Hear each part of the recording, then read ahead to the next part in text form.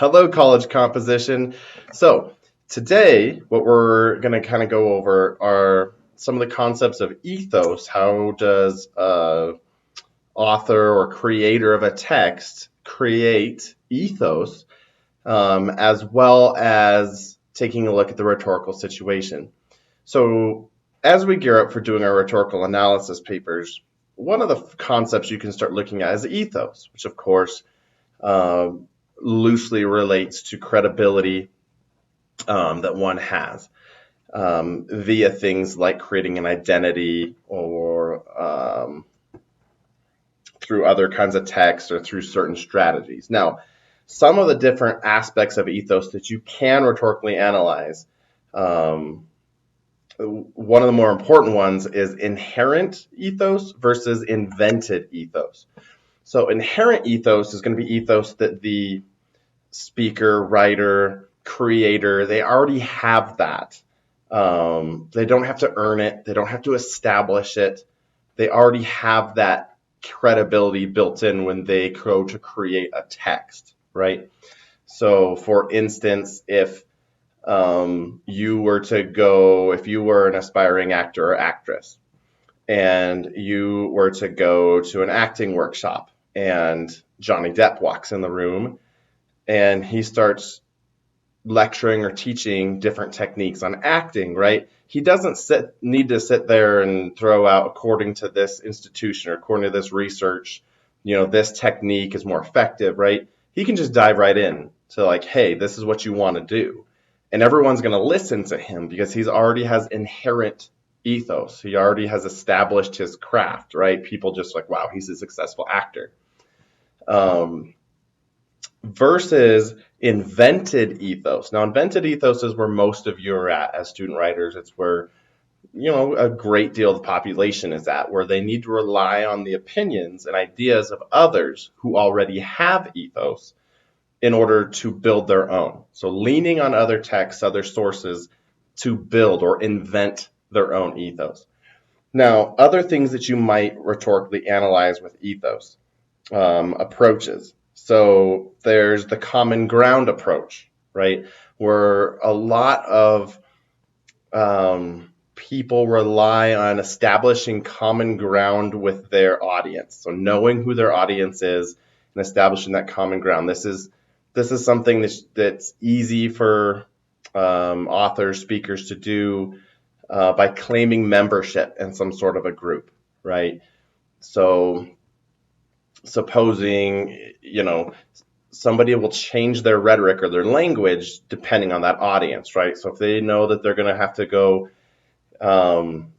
give a motivation, if they're a motivational speaker and they need to go to a church, right, for their motivation that has hired them to come in and give a speech, they probably have a general template of a speech they like to give, but they're going to go in there and change the rhetoric a little bit to fit that audience and that crowd, maybe even insert a story about their own faith and how that faith is the same as wherever the church is they're speaking at, right? To establish common ground. So then their audience will buy in. Oh, wow, they believe the same things I believe, right? That's the common ground approach. Goodwill is another one of the approaches of a speaker or writer. And goodwill, essentially, do you make the audience feel good? Can you make them believe, as a speaker or a writer, that you're trustworthy, that you are a, quote, good, unquote, person, and that you're genuine in those qualities? A common tactic within goodwill that speakers often employ, and writers can do it as well, but we see it most often in speaking engagements, is the use of humor. If you can get the audience to start laughing, it makes them feel good naturally. Laughing makes you feel good. And when you can kind of disarm them and disarm skepticism via humor. So if you see somebody, like if you're rhetorically analyzing a speaker and they start employing jokes and humor, those are going to be appeals to goodwill. They're a good person. They're trying to make the audience feel good, right? The next one is a lot like inherent authority, or inherent ethos. It's called authority. And it's when a person has authority on a topic or an idea just because of the position they hold, right? So no matter who the actual person is, if they are the president of the United States, they have authority to speak on behalf of the country, right? Even if that doesn't accurately represent, right? They still have ethos via their authority, right? Or the Pope, right? Has authority to speak on Catholicism because they are the Pope. So that's authority. And then the last kind of technique that you could rhetorically analyze with ethos is going to go to identity. And identity ethos is this idea that a speaker or a writer or a creator of whatever text is going to perform, so to speak, differently for different groups, right?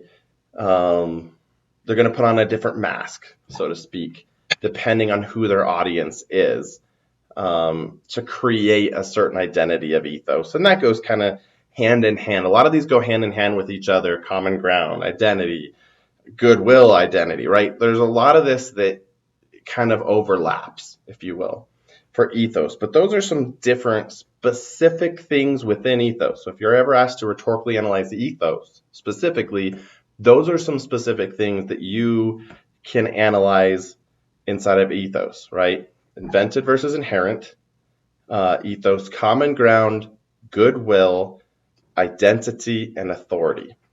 So those give you some more specific talking points there. Now, regarding rhetorical situation, which we also looked at in class, rhetorical situation is going to break down, or sometimes you hear it as rhetorical triangle, as audience, purpose, and author. And now I would say, author is also interchangeable with genre, and we'll get to that in a second. Of course, audience is probably the most important thing, right, of the rhetorical situation to break down. The audience, their belief systems, their values, their demographics are going to be what should drive whatever you are trying to create. Of course, you as a creator of a text, you're going to want to have something to say or prove, but how do you craft that in a way using audience expectation and belief system, not your own expectation and belief system? So identifying audience and defining them is probably the most important starting point for any creator of text. Purpose, of course, I will always try to encourage you to think of purpose in terms of 6 rhetorical aims, which is to express, to explore, to inform, to persuade, to analyze, and to reflect. So those are the 6 rhetorical aims that should drive purpose primarily, right? How many of those 6 things is a text successfully doing it or unsuccessfully doing, right? And then, of course, that last piece, author / you might see some people substitute genre in for author, right? Depending on which rhetorical triangle you're looking at or rhetorical situation. Author, you're going to want to investigate if you're rhetorically analyzing a creator of a text, right? So suppose you look at an advertisement, you're doing rhetorical analysis of an advertisement, a commercial on TV. You're going to want to look author-wise, who's the company, right? What does that organization stand for? Not only in what they say they stand for, but in actuality, what do they stand for? Do they donate to certain groups to back up what they're saying? What type of people buy primarily from that company or that brand? Why is it successful? All of that kind of stuff, and defining the author, right? And how do their belief systems influence the text that you're rhetorically analyzing? Now, if you want to look at genre, you could look at that in terms of genre simply is just the type of text it is: book, poster, movie, email, bumper sticker, etc., right? Those are all different genres. So how does that format help make that, whatever that text is, more or less effective than other genres that it could have taken, right? You could make an argument that, wow, instead of being a speech, this would have been much more effective as a scholarly essay in a popular trade magazine, right? And so you could rhetorically analyze that. You could look at genre. So those are some of the concepts covered in the last week of class. I hope that you found that useful. Otherwise, we'll see you next week.